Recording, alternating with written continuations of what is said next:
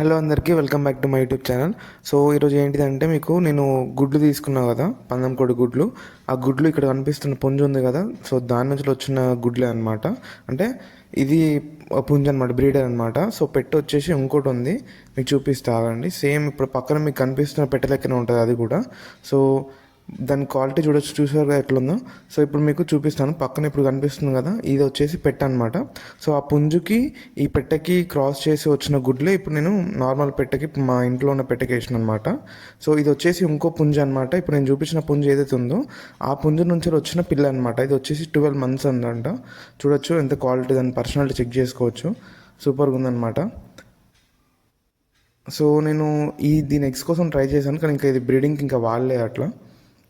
ఇప్పుడిప్పుడే ఇంకా కూతకు వస్తుందని చెప్తున్నారు. చూసుకోవచ్చు దానికి పర్సనాలిటీ, దాని హైట్, దాని కలర్ బాగుంది. ఇంకోటి కూడా ఉంది సేమ్, దాని ఫాదర్ లెక్కనే ఉంటుంది అనమాట. అది కూడా మీకు చూపిస్తా చూడండి. ఇంకొకటి ఇదే అనమాట, చూడొచ్చు.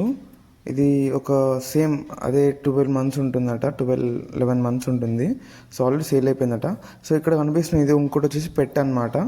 సో అన్నిటికీ అదే ఒకటే బ్రీడర్ అనమాట, ఒకటే బ్రీడర్ వాడుతున్నారు పిల్లలకు. చూడొచ్చు ఎట్లున్నాయో. So thank